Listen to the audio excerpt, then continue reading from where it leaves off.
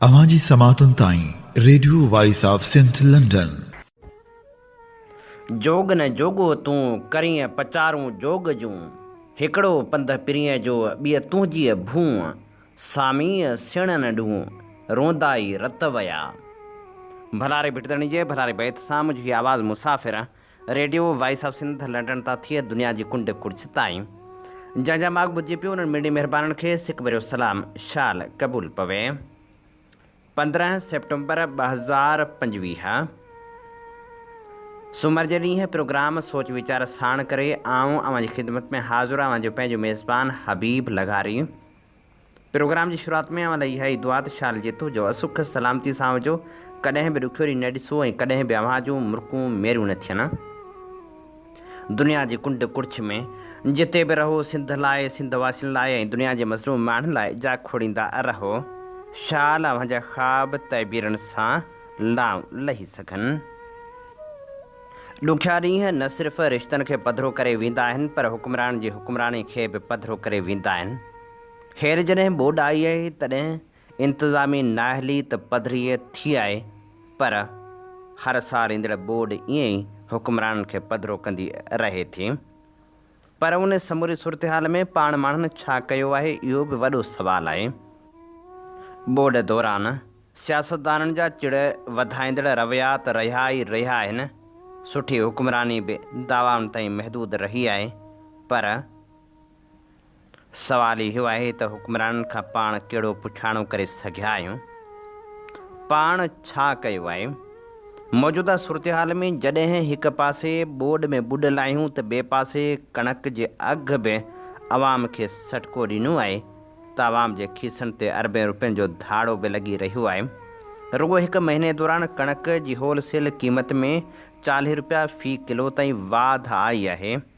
मक़ामी मार्केट में कणक जी क़ीमत 96 रुपया किलो, जॾहिं त आलमी मार्केट में 85 रुपया किलो ताईं पहुची चुकी आहे। सिंध हुकूमत ईंदड़ हफ़्ते कणक रिलीज़ करे थी त बाज़ार में कणक अघु घटि थींदो, न त कणक जा अघु घटिजण जो को बि इम्कान नज़र नथो अचे। हिकु पासे कणक समेत आम वाहिपे जे शयुनि जा अघु वधी रहिया आहिनि, त ॿिए पासे वरी ॿोॾि वारी सूरत हाल खे मुंहुं ॾेई रहिया आहियूं। पाकिस्तान में ॿोॾि जी सूरत हाल त सदाईं रही आहे, पर आख़िर कहिड़ा सबब आहिनि जो असीं मुस्तक़बिल लाइ को बि रस्तो कढी न आहियूं सघिया। तारीख़ शायदि आहे त हिन मुल्क मुसलसिल ॿोॾियुनि ऐं कुदरती आफ़तनि खे मुंहुं पाए ॾिनो आहे। इन समूरी सूरत हाल ते लंडन मां ख़ूबसूरत लेखक डॉक्टर लतीफ़ सुमरो लिखे थो। पाकिस्तान पंहिंजी तारीख़ में बार बार तबाह कंदड़ ॿोॾियुनि खे मुंहुं ॾिनो आहे, जेके इंसानी हयातियुनि, ढांचनि ऐं मईशत लाइ इंतिहाई नुक़सानकार साबित थियूं आहिनि।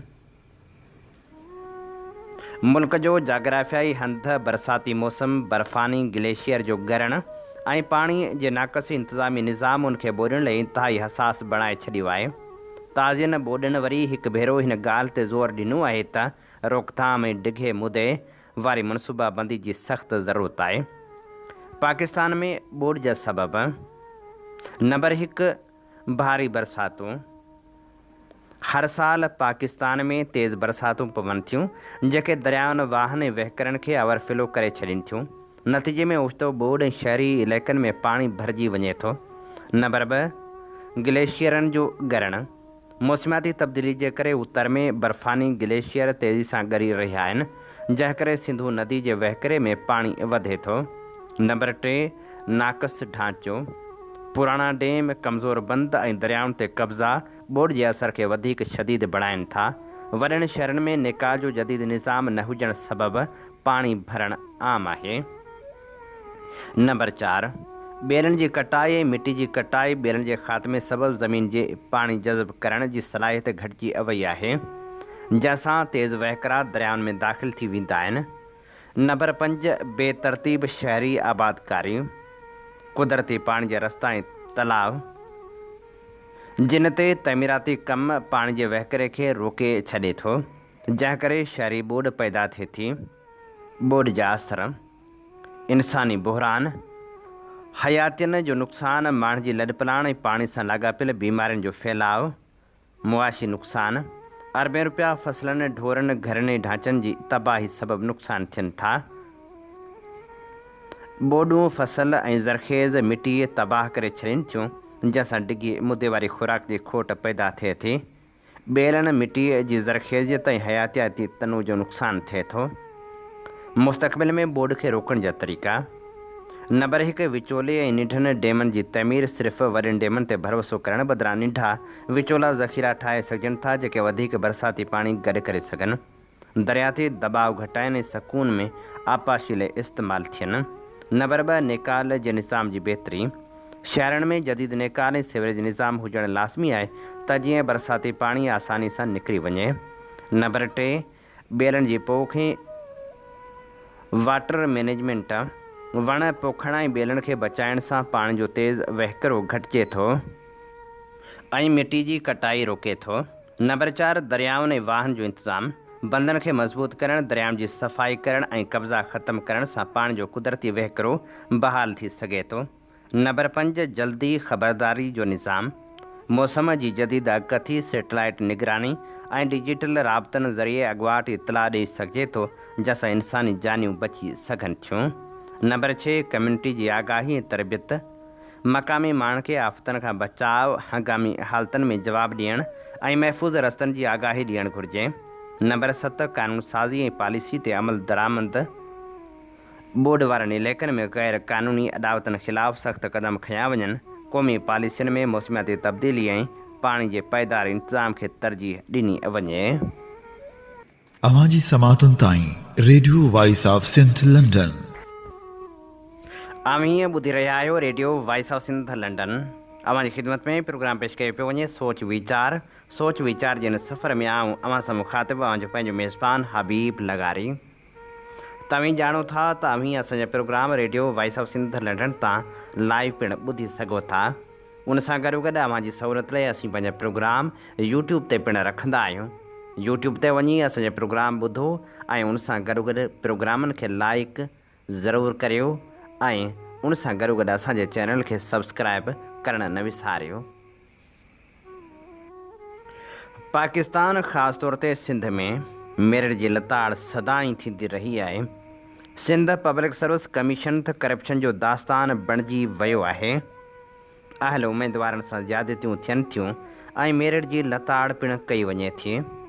इन सूरतहाल ते अमीर बंभरे लिखियो,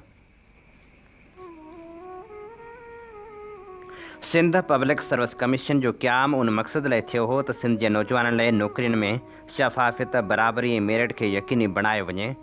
पर अफ़सोस ही इदारो बि सिंध हुकूमत ऐं पीपल्स पार्टी जी क़यादत जे हथनि में हिकु अहिड़ो औज़ार बणिजी वियो आहे जंहिं वसीले सिंध जे हज़ारे नौजवाननि जा ख़्वाब चकनाचूर कया विया। जेको इदारो नौजवाननि खे उमेद ॾियण लाइ क़ाइमु थियो हो उहो ई संदन सभ खां वॾी मायूसी ऐं अज़ियत जो सबबु बणिजी वियो आहे। पीपल्स पार्टीअ जी हुक्मरानी में सिंध पब्लिक सर्विस कमीशन सिफ़ारिश, रिश्वत ऐं सियासी वफ़ादारी जो मर्कज़ बणिजी वियो आहे। बिलावल हाउस तां लिस्टूं मोकिलियूं वेंदियूं आहिनि ऐं पोइ कमीशन जा चेयरमैन ऐं मेंबर उन्हनि लिस्टुनि मुताबिक़ उमेदवारनि खे कामयाबु कराईंदा आहिनि। अहल ऐं लाइक़ु उमेदवारनि जा पर्चा नज़रअंदाज़ थियनि था जॾहिं त सिफ़ारिश ऐं रिश्वत वारा माण्हू आला उहिदनि ते विहारिया वञनि था।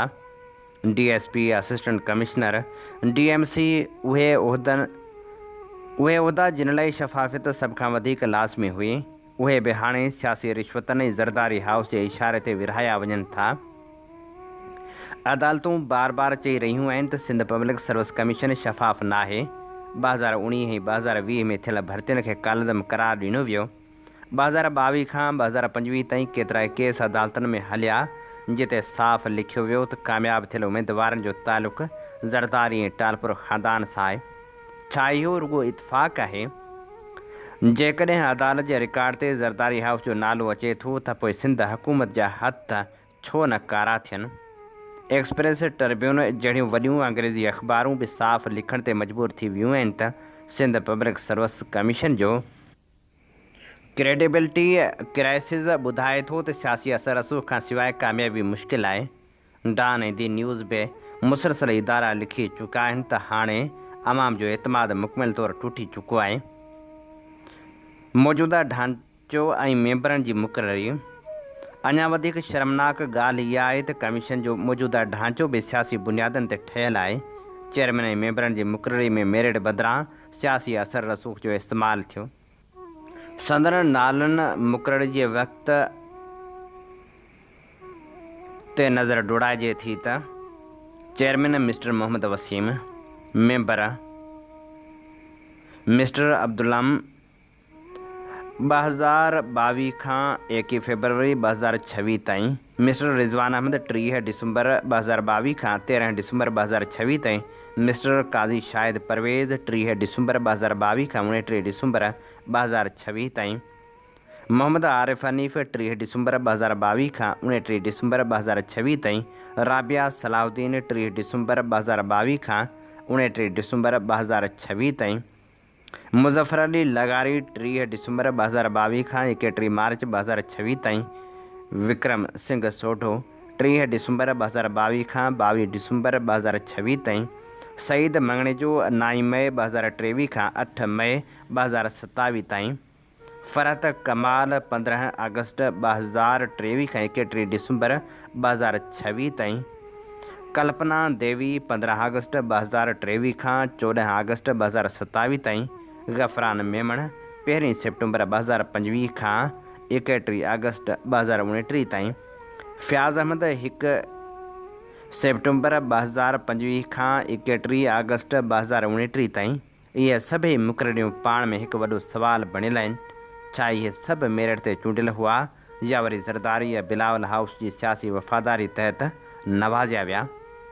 इहा फ़क़्ति करप्शन न आहे पर सिंध जे मुस्तक़बिल सां वॾी दगाबाज़ी आहे। हज़ारे लाइक़ नौजवान जेके ॾींहं राति महिनत करे इम्तिहान जी तयारी कंदा आहिनि, उन्हनि खे सियासी दबाव ऐं पैसनि जी ताक़त वटि ज़लील कयो वेंदो आहे।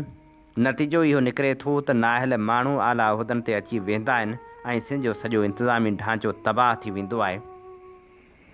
पीपल्स पार्टीअ जी हुकूमत खे शर्म करणु घुरिजे, छाकाणि त हुननि सिंध जी तालीम, सिहत ऐं हाणे नौकरियुनि जो निज़ाम बि पंहिंजी सियासत जी क़ुर्बान गाह ते चढ़ाए छॾियो आहे। मेरिट जेको क़ौमनि जे उभार जो बुनियादी उसूल आहे, उनखे लताड़े हुक्मरान धुर पंहिंजा वफ़ादार ऐं पंहिंजा भाङेदार विहारिया आहिनि। सिंध जे नौजवाननि खां संदन मुस्तक़बिल फुरे, संदन ख़्वाब फुरे ऐं संदन महिनत जी क़ीमत मिटी में मिलाई वई आहे। इहा सिर्फ़ु नाइंसाफ़ी न आहे, इहा सिंध सां गदारी आहे। अॼु सिंध जा नौजवान पुछनि था, छा असांजो ॾोह फ़क़्ति इहो आहे त असां वटि ज़रदारी हाउस जो वास्तो या सिफ़ारिश न आहे? छा असांजो ॾोह इहो आहे त असां वटि रिश्वत ॾियण लाइ लखें रुपया न आहिनि? जेकॾहिं अहिड़ी नाइंसाफ़ी जारी रही त पोइ सिंध जे नौजवाननि में मायूसी, बेचैनी ऐं बग़ावत लाज़मी भड़कंदी। सिंध जी सरज़मीन खे नवां ख़्वाब, नवां मुस्तक़बिल ऐं नयूं उमेदूं घुरिजनि, न त हिन हुकूमत ऐं उनजी कमीशन जा कारा कारनामा तारीख़ में सिंध दुश्मन धक तौरु लेखिया वेंदा। हीअ असीं आवां जे समातनि जी नज़र करे रहिया हुआसीं। अमीर बंभरे जो लिखियल ख़ूबसूरत लेख। अवां जी समातुनि ताईं radio voice of Sindh London. हुकूमतूं हर उहो कमु करण जी कोशिश में रुधल रहियूं आहिनि जेको कमु अवाम जे फ़ाइदे में कॾहिं बि नाहे हूंदो। जॾहिं डेमनि जी ज़रूरत न आहे तॾहिं हुकूमत पारां डेम ठाहिण लाइ कोशिशूं कयूं वञनि थियूं। जॾहिं सिंध में कंहिं बि सूबे जी ज़रूरत न आहे ऐं सिंध जा माण्हू सिंध जो विरहाङो कंहिं बि सूरत में क़बूल नथा कनि, तॾहिं हुक्मरान सिंध विरहाइण जूं साज़िशूं बि कंदा रहनि था। पर ॿिए तरफ़ हालत इहा आहे जो नंढा नंढा शहर जेके हाणे वॾी आबादी वारा थी विया आहिनि, उन्हनि खे टाउन जो दर्जो बि नथो मिले। 60 मैल अञा ताईं टाउन जो दर्जो बि माणे न सघियो आहे। 60 मैल मां दोस्त अली महर लिखियो, शहीद बेनज़ीराबाद ज़िले जो शहर 60 मैल पंहिंजी वधंदड़ आबादी, मुआशी मरकज़ी हैसियत ऐं समाजी सरगर्मियुनि सबबि टाउन बणिजण जो मुकमिल हक़ रखे थो, पर इंतिज़ामी तौरु अञा ताईं उनखे यूनियन काउंसिल खां अॻिते वधायो न वियो आहे। 60 मैल नारे जो पस मंज़र घणो दिलचस्प आहे।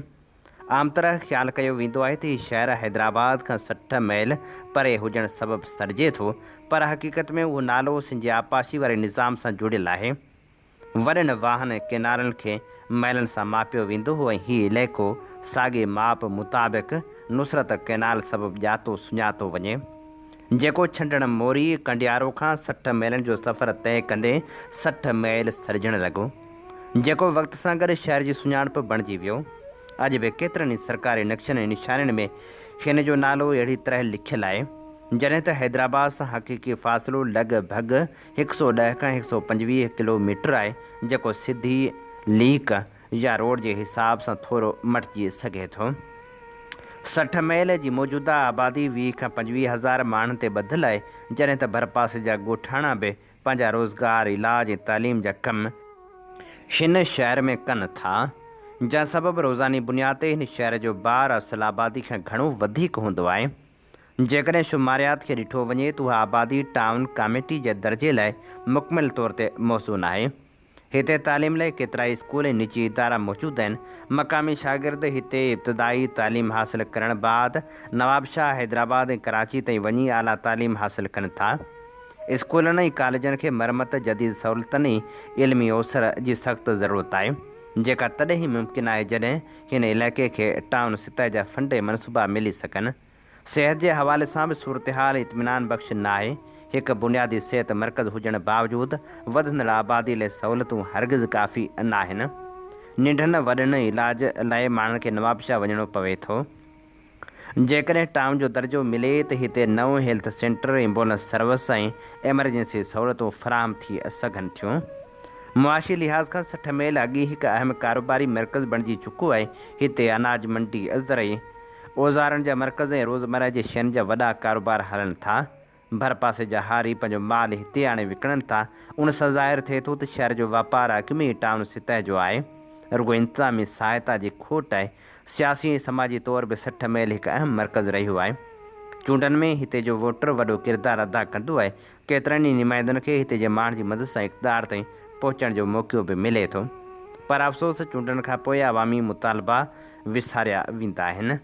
हाणे ज़रूरत इन ॻाल्हि जी आहे जो अवामी नुमाइंदा ही जाइज़ मुतालबो मञी अमली क़दम खणनि। 60 मैल जो दर्जो वधाइण सां न रुगो शहर जा मसइला हल थींदा, पर पूरे इलाइक़े जी तरक़ी में नओं बाब पिणु खुलंदो। साइमुजा मलेर जो सनतूं धरती धणियुनि लाइ नोगो एरिया बणिजी वियूं आहिनि। इन समूरी सूरतहाल ते मलेर सां वास्तो रखंदड़ ख़ूबसूरत लेखक ऐं साफ़ी जमील चांडियो लिखे थो, पाकिस्तान जे आइन कानून ऐं सूबाई पोरियत खाते जे जोड़ियल कानून मूजिबि सनती इदारनि में रोज़गार जो पहिरियों हक़ उतां जे धरती धणियुनि जो आहे। रोज़गार सां गॾोगॾु भरपासे जी कची तोड़े बहिराड़ी जे रहवासियुनि लाइ फलाही तौर ते सिहत, तालीम ऐं पाणी लाइ पंहिंजूं ख़िदमतूं उन्हनि जे हवाले करणियूं आहिनि। हूअं त कराची जा अध दर्जन खां वधीक सनती एरिया, जिन में साइट, कोरंगी, लांडही, पोर्ट कासम ऐं ॿिया शुमार हेठि आहिनि।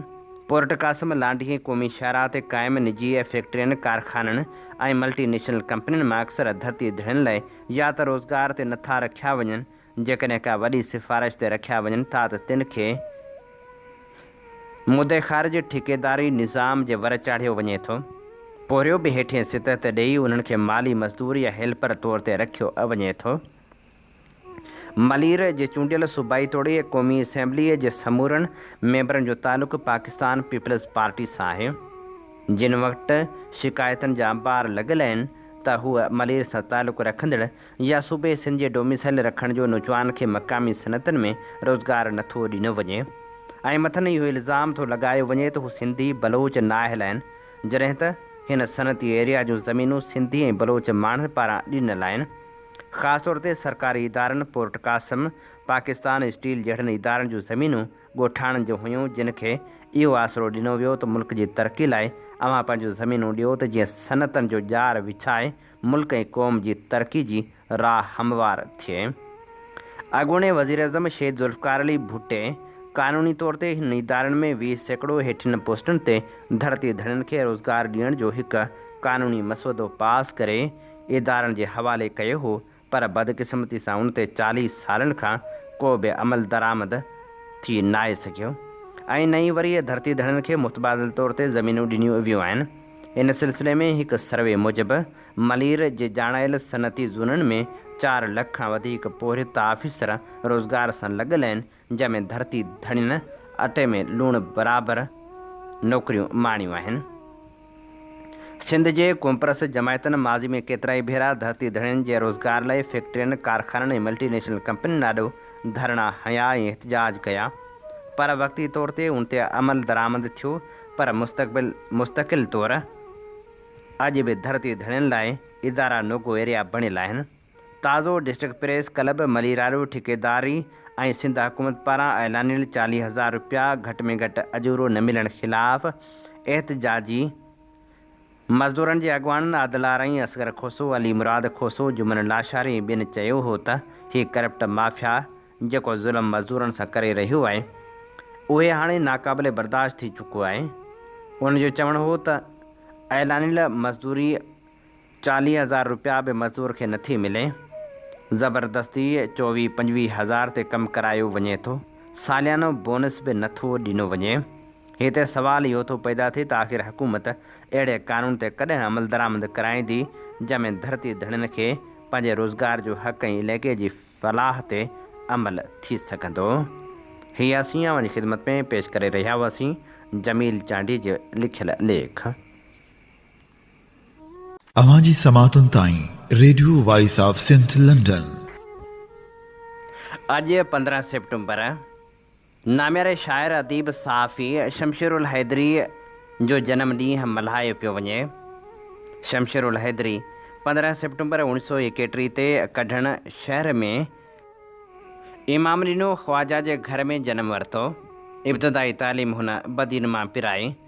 वधीक तालीम लाइ हूअ सिंध मदरसो इस्लाम कराची में दाख़िल थियो, जितां हड़ताल कराइण जे इल्ज़ाम खेसि स्कूल मां कढियो वियो। 1950 में तालीम अध में छॾे ॻोठ मोटी आयो ऐं मैट्रिक करे न सघियो।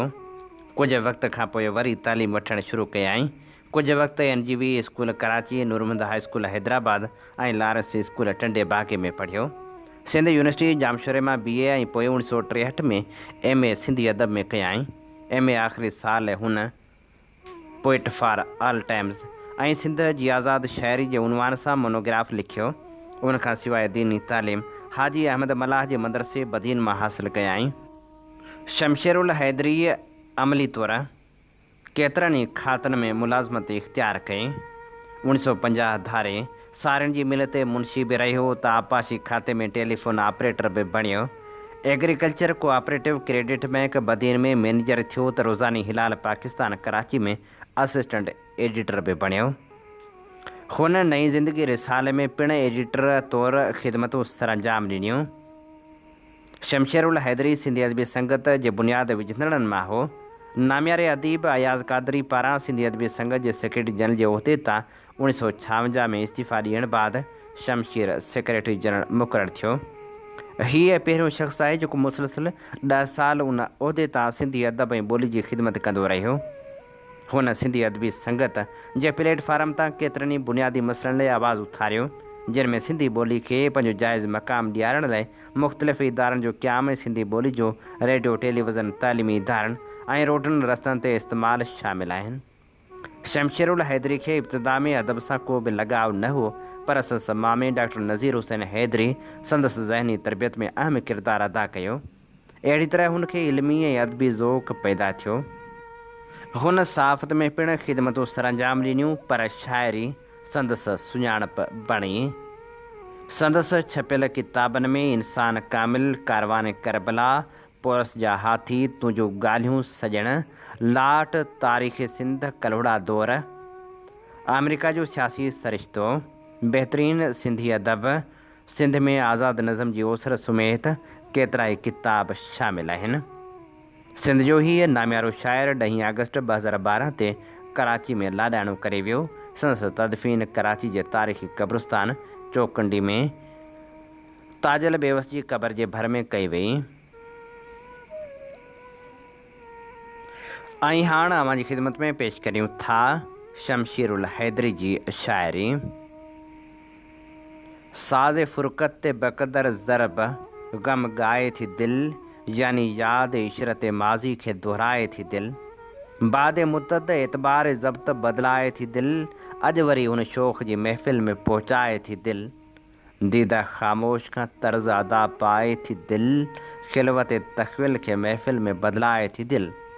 हाय ही उनवान उल्फत, हिकु करे ऐं ॿियो भरे, दिल खे तड़पाए थो हू ऐं मूंखे तड़पाए थी दिल।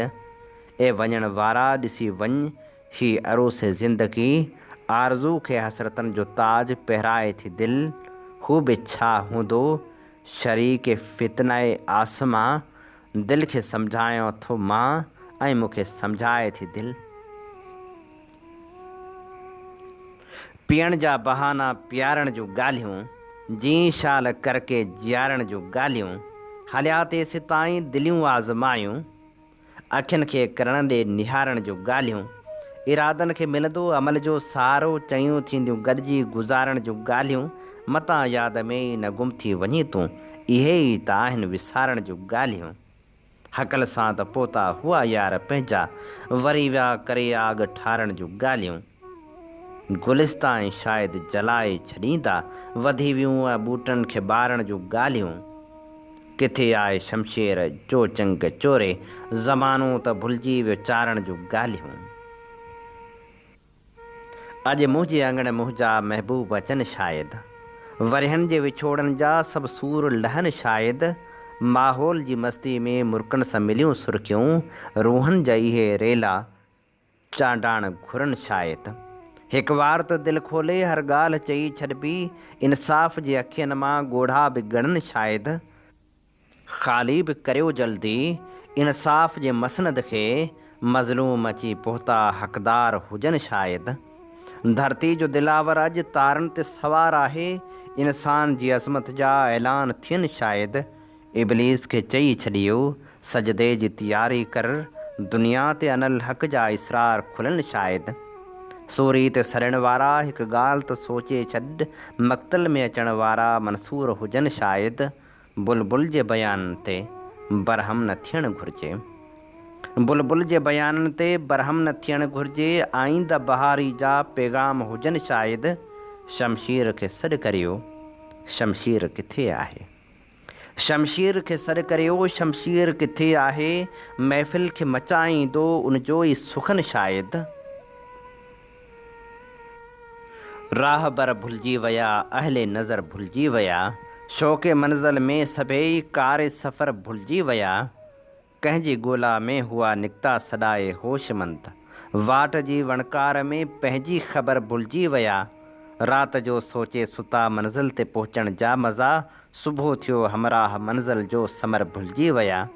राति जो पोयों पहर ऐं सुबुह जो पहिरियों पहर, ॿिनि घड़ियुनि जे फ़र्क़ में कोता नज़र भुलिजी विया।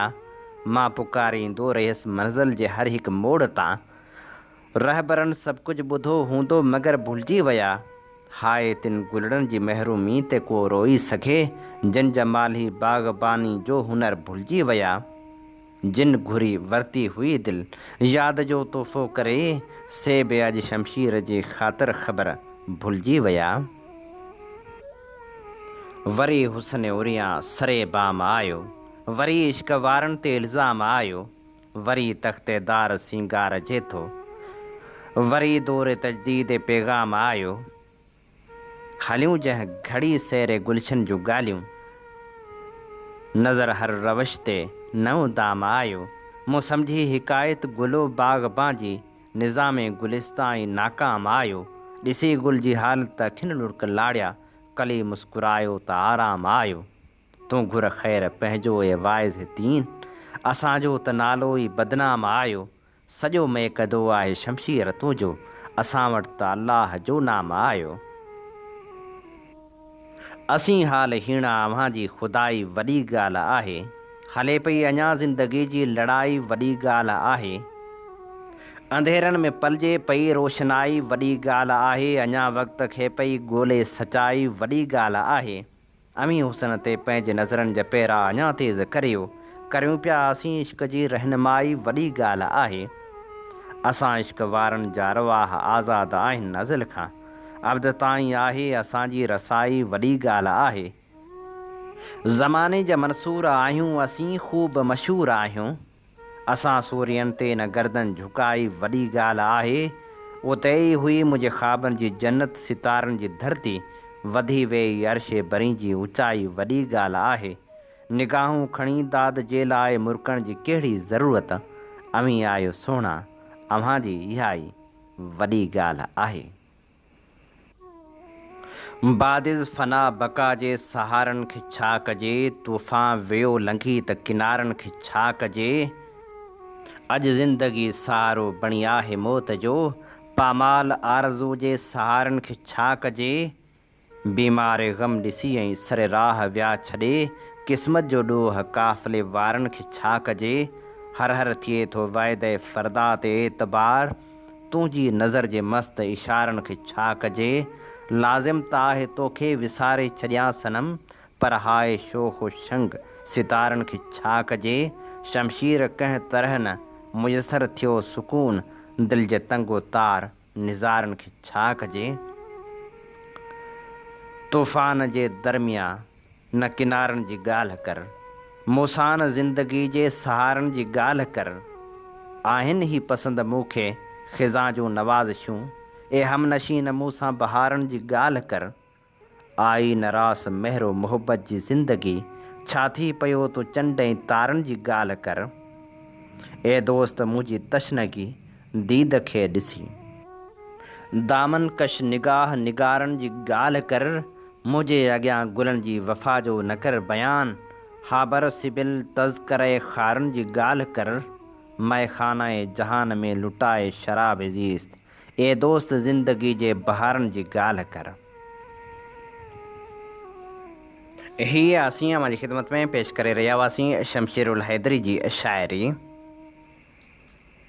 जीअं त अमीं चङी रीति ॼाणूं था त असीं radio voice of Sindh London तां अव्हांजी ख़िदमत में उहे प्रोग्राम पेश कंदा आहियूं जिन में सचाई जा सॾ हूंदा आहिनि, जिन में तारीख़ जा अमल वर्क हूंदा आहिनि। असीं पंहिंजा program radio voice of Sindh London तां अव्हांजी ख़िदमत में लाइव नशर कंदा आहियूं।